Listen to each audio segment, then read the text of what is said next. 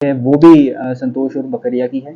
साथ में जो दूसरा इसमें अभियुक्त है शत्रुघ्न, जिसके माध्यम से सिम उपलब्ध की गई थी, उनके पास से जो है करीब 28,000 रुपया उपलब्ध जो है वो रिकवर किया गया है। इसके अलावा करीब 13 जो हैं वो मोबाइल रिकवर किए गए हैं। और ये भी इंटेरोगेशन में पता लगा है कि कुछ रिपोर्टर्स जो थे वो लगातार संतोष उर्फ बकरिया के टच में अभी रहते हैं। तो मेरा यही अपील है ऐसे आम जन से और रिपोर्टर से कि अगर ऐसे लोगों का आप साथ दे रहे हैं तो वो सरासर गलत है। आप या तो पुलिस के साथ हैं या तो आप क्रिमिनल्स के साथ हैं।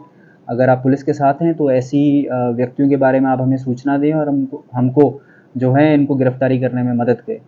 आप सभी को जानकारी है कि दुल्हिन बाजार में 5 अगस्त को एक जो है वो लूट की घटना हुई थी पीएनबी बैंक में, जिसमें से करीब 20,48,000 रुपया जो है अभियुक्तों द्वारा लूटा गया था। उसी केस में जो है टेक्निकल एविडेंस और साइंटिफिक एविडेंस गैदर की गई, सीसीटीवी फुटेज देखा गया और एक एसआईटी टीम का गठन किया गया था, जिसमें एसडीपीओ पाली 2 जो है एसआईटी टीम को लीड कर रहे थे और उनकी मदद से 2 अभियुक्तों को इसमें जो है गिरफ्तार किया गया है। इसका अगर आपको बैकग्राउंड बता दें तो हाल फिलहाल कुछ बैंक लूट की घटनाएं हुई थी। सबसे पहले बीटा में 3 जून को उत्कर्ष स्मॉल फाइनेंस बैंक में एक घटना हुई थी। उसके उपरांत एक 15 जून को बीटा में ही देवपुरी में एक्सिस बैंक में जो है वो लूट की घटना हुई थी। उसके उपरांत 21 जून को जो है धनरुआ में एक उत्कर्ष स्मॉल फाइनेंस बैंक है, वहाँ पे लूट की घटना हुई थी। उसके बाद शेखपुरा में 1 जुलाई को जो है वो एक्सिस बैंक में एक और लूट की घटना की गई थी और रिसेंट जो है दुल्हिन बाजार, जैसा आपको बताया, 5 अगस्त को ये लूट की घटना की गई थी। इन सभी जो लूट की घटनाएं हैं उसको एक साथ देखा गया, सारा एविडेंस को एक साथ एनालाइज किया गया, पाया गया कि एक ही गैंग है, क्योंकि जो सीसीटीवी फुटेज था उसमें एक जैसे ही लोग सब लग रहे थे और एक ही टीम जो है उसमें थोड़े बहुत मेंबर चेंज हो रहे थे। बेसिकली एक ही टीम द्वारा ये किया जा रहा था। तो इसमें एसटीएफ का भी काफ़ी सहयोग रहा। एसटीएफ ने जो शेखपुरा वाला इंसिडेंट था उस पर काफ़ी हार्डवर्क किया, वहाँ पे इन्वेस्टिगेशन से और टेक्निकल एनालिसिस से जो है उनने एक नंबर जो है वो डेवलप किया और जैसे ही ये घटना हुई थी दुल्हिन बाजार वाली, उसके अगले दिन ही जो है इसमें जो मेन अभियुक्त हैं जिनको अभी गिरफ्तार किया गया है, जो घनश्याम गिरी के नाम से हैं और शाहपुर एरिया के रहने वाले हैं, सिकंदरपुर एरिया के, उनको पूछताछ के लिए शाहपुर थाना पे बुलाया गया था।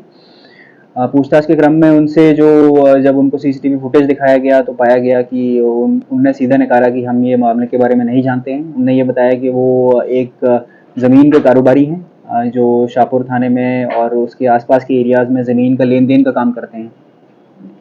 इसके अलावा उनके द्वारा कुछ नहीं बताया गया। अगले दिन जब डीआईयू टीम द्वारा एक और व्यक्ति को जो है वो पूछताछ के लिए बुलाया गया, चांदी थाना से, नालंदा से उनको जो है लाया गया।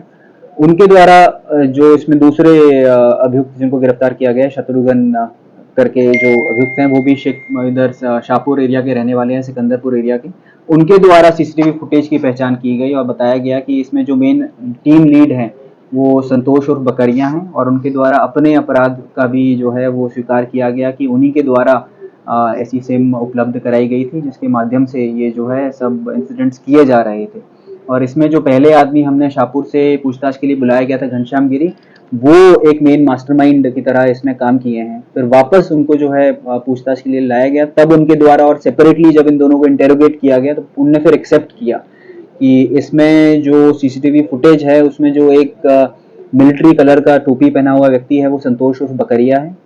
उसके साथ साथ उनने ये भी बताया कि वो एक लैंड ब्रोकर हैं और साथ में इनके जो बिजनेस पार्टनर हैं, ये 4 से 5 बिजनेस पार्टनर है, उसमें से एक संतोष उर्फ बकरिया भी उनकी एक बिजनेस पार्टनर है। और घटना का कारण उन्होंने ये बताया कि जो वहाँ पे लेन देन हुआ है बैंक उनके द्वारा ज़मीन का, उसमें काफ़ी सारे लोग उनको प्रेशराइज कर रहे थे पैसा देने के लिए। उनका जब फ़ोन देखा गया तो उसमें भी काफ़ी सारे, हर दूसरी चैट पे यही जो है वो जिक्र किया गया था कि हमारा पैसा लौटाइए, नहीं तो ये होगा वो होगा। तो क्योंकि इजी मनी उनको दिख रहा था और क्विक मनी दिख रहा था, संतोष और बकरिया पहले ही एक सीजन्ड क्रिमिनल थे और उनके द्वारा बाकी लड़कों को जो है वो इकट्ठा किया गया और ये सारी घटनाओं को अंजाम दिया गया।